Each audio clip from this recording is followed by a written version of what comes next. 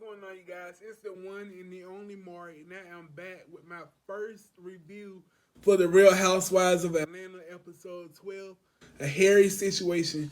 This episode was a little dry. It really wasn't much going on, so I did have a chance to get some interesting notes. Um, the show opens up with Eva and her husband Mike and their children. Eva feels a way about Kandi telling Portia about, some slight shade that Eva threw at Portia when, they were having their little conversation. Um, Eva classifies Kandi as a Class A instigator. Now, I don't necessarily agree with that whole comment, but after watching this episode, some things did have me like kind of questioning Kendi's motive, but I will tell you about that at the end of this video. Um, Eva wants to change her daughter's last name to Sterling and says her daughter's biological dad is not in her life by choice in some areas and by force in others. Those of you who don't know, Eva's oldest child, her real father name is Kevin McCall. I know him as a producer for Chris Brown. I don't personally know him, but that's how I know him. And I know him from going crazy when he was mad on Instagram. He was breaking his plaques in awards and stuff like that. I seen y'all on the Shade Room, but y'all got to look him up if y'all don't know who he is. I really don't have any input about Marlo, Portia, Tanya, and Candy's conversation. In the words of Nene Leakes, it was not important. Like, it really wasn't a lot going on in this particular conversation.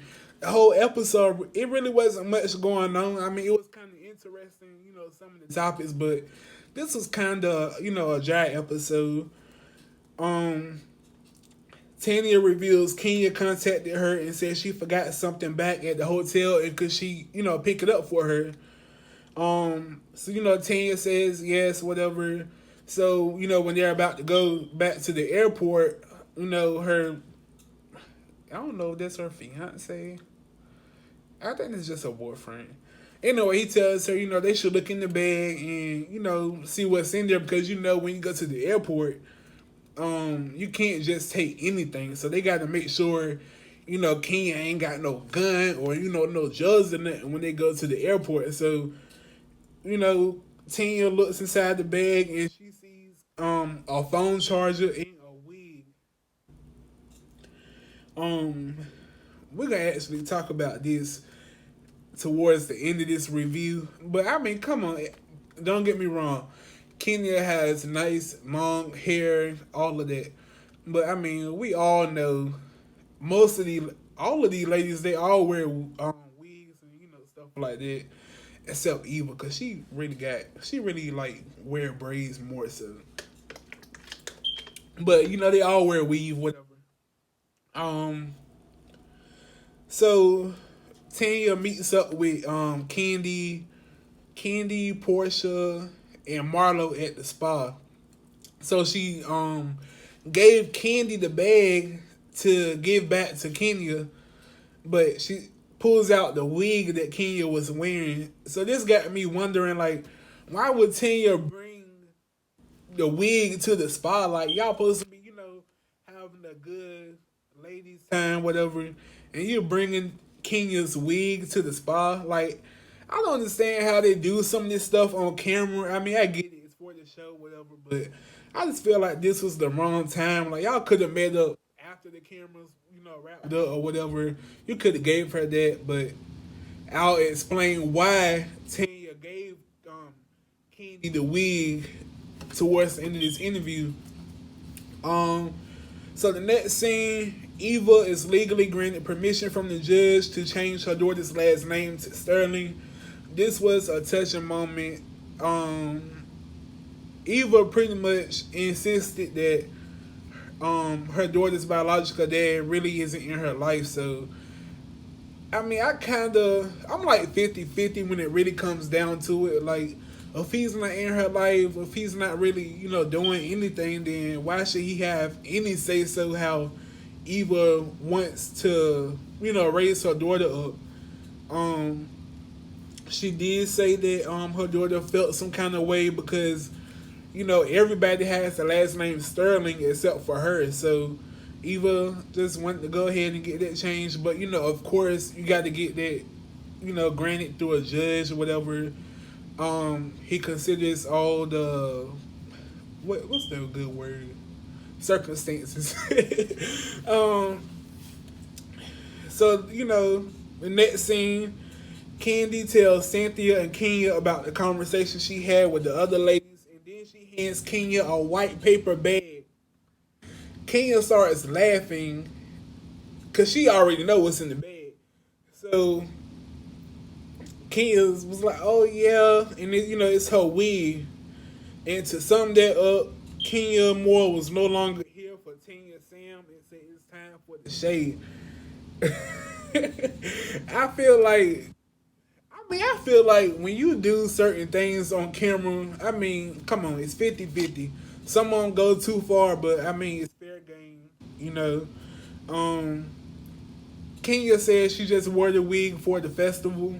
I'm pretty sure Kenya wears that a wig like other places more than just a festival. Like, come on now. But I love Kandi. I love Kandi Burruss. Like, I look at her as the most successful housewife besides Nene Leakes. I look at her, very successful. I love Kandi, but so far she pretty much been giving me Sheree vibes. But I get it.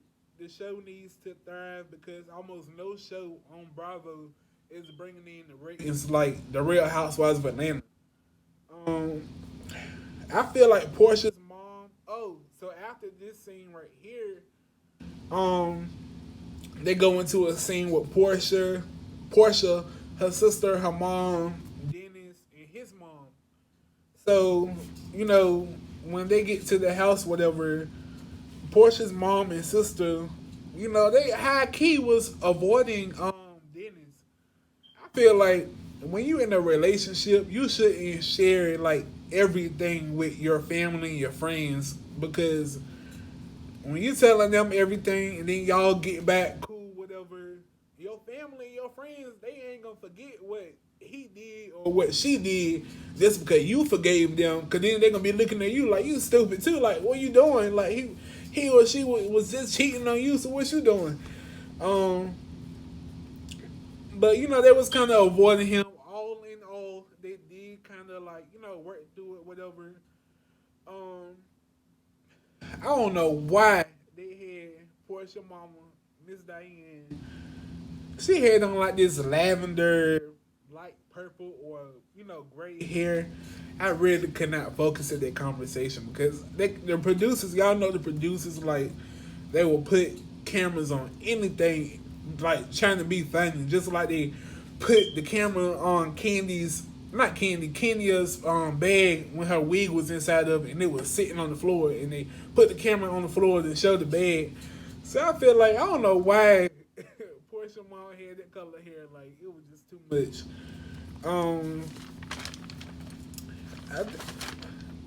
Let me see, Portia.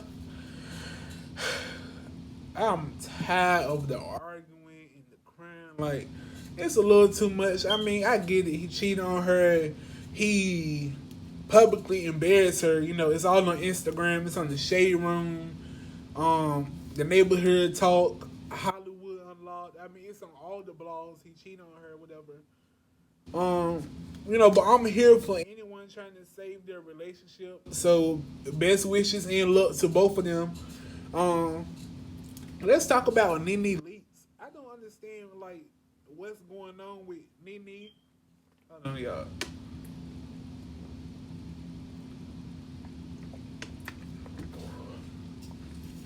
I don't understand what's going on with Nene.